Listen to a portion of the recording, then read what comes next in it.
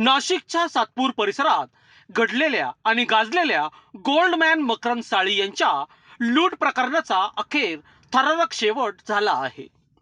भर रस्त्यात गोल्डमॅन मकरंद साळी या व्यावसायिकाला मारहाण करून धारदार शस्त्राचा धाक दाखवत त्याच्या गळ्यातील सोन्याच्या चेनी लुटून फरार झालेल्या आरोपीच्या मुसक्या आवळण्यात सातपूर पोलीस ठाणे आणि गुन्हे शाखा युनिट 2 ला मोठे यश आले आहे। 23 मार्च 2026 रोजी रात्री 10:30 वाजेच्या सुमारास घडलेल्या या घटनेने संपूर्ण नाशिक शहर हादरले होते।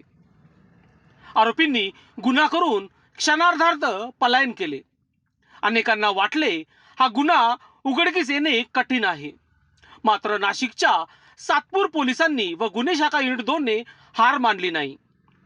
नाशिक पोलीस उपायुक्त संदीप कर्णिक, पोलीस उपायुक्त किरण कुमार चव्हाण आणि सहाय्यक पोलीस आयुक्त संदीप पिटके यांच्या मार्गदर्शनाखाली सातपूर पोलीस ठाण्याचे वरिष्ठ पोलीस निरीक्षक प्रकाश आहिरे आणि गुन्हे शाखा युनिट 2 चे पोलीस निरीक्षक हेमंत तोडकर यांच्या टीमने आरोपींच्या शोधासाठी अक्षरशः रात्रंदिवस एक केले।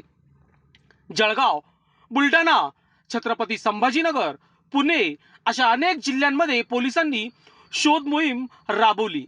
आरोपी प्रत्येक वेळी पोलिसांच्या हातून निष्ठत होता, मात्र पोलिसांची पकड आणि अधिक घट्ट होत होती।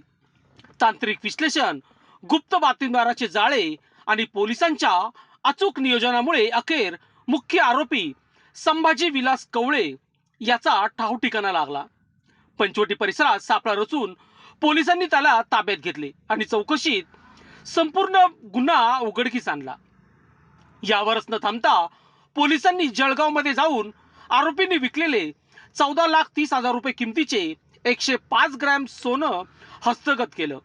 त्यामुळे केवळ आरोपीचं नाही तर लुटलेला मुद्देमालही परत मिळवण्यात पोलिसांना यश आले। ही कारवाई म्हणजे सातपूर पोलीस ठाण्याचे पोलीस उपनिरीक्षक अजिनाथ बटुळे व पोलीस अंमलदार रवींद्र जाधव आणि गुन्हे शाखा युनिट 2 चे पोलीस हवालदार नंदकुमार नांदुर्डीकर व पोलीस अंमलदार महेश कांडवाले यांच्या चिकाटी, धाडस आणि व्यावसायिक तपास कौशल्याचा उत्कृष्ट नमुना आहे।